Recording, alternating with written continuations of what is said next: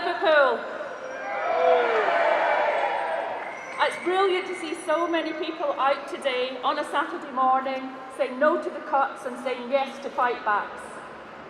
We're here today to voice our protests at the relentless cuts to local government and public services and the devastating impact that jobs and these cuts have had and are killing our communities. The Tories have never liked Liverpool, and now Liverpool and Liverpool City Council are hardest hit by this government's cruel and unnecessary programme of austerity. Liverpool has been hit by massive cuts, as has Knowsley. In fact, the most deprived areas in England are facing the highest level of cuts. Liverpool is facing cuts of 27%. Compare that with Elbridge in Surrey, only bearing cuts of 2%. And yes, that is a Tory council. And of the 14 councils in England that are actually receiving an increase in funding, 13 have Conservative members of Parliament, and those include the constituencies of Tory ministers: Michael Gove, Chris Grayling, Philip Hammond, and Jeremy Hunt.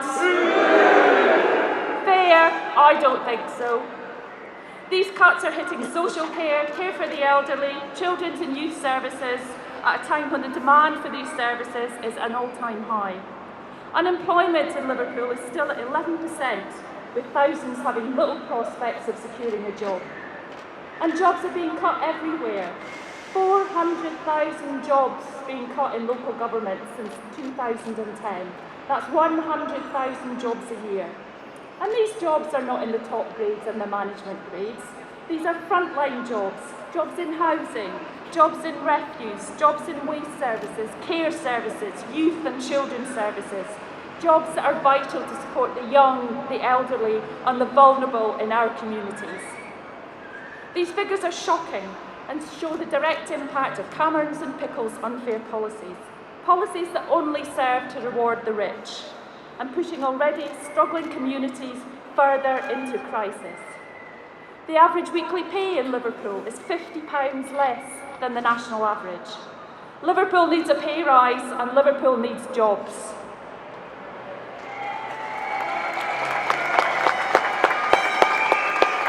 In this region, along with many others, we have seen poverty and deprivation like never before.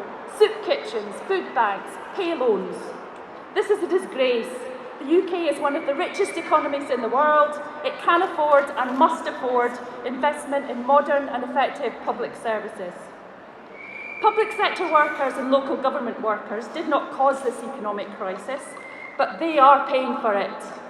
All across this city, all across this region, members and workers are struggling to make ends meet and fearing for their jobs and their livelihoods. These severe budget cuts imposed by the coalition government require a radical financial response, or the future will see further decline and the disappearance of all local services. And we don't need further reforms or restructuring. Local government is a ready-made, democratic and accountable structure that can deliver on jobs, housing, waste, recycling, leisure and schools. What we need is proper funding and a reversal of the current trend to outsource, axe and slash. Unite is calling on Eric Pickles and George Osborne to stop the cuts and invest in local government. Put some real money into Liverpool and Merseyside to create jobs and to revitalise local services. We hear the economy is now in recovery. Well, let's see some of that recovery here in Liverpool today. Unite in the trade union movement is also calling on the Labour Party, and that includes Ed Balls, to commit to reversing these cuts and commit to real investment in public services. Proper central funding allocated to local government so that your local councils can set budgets that deliver on services and deliver for your communities.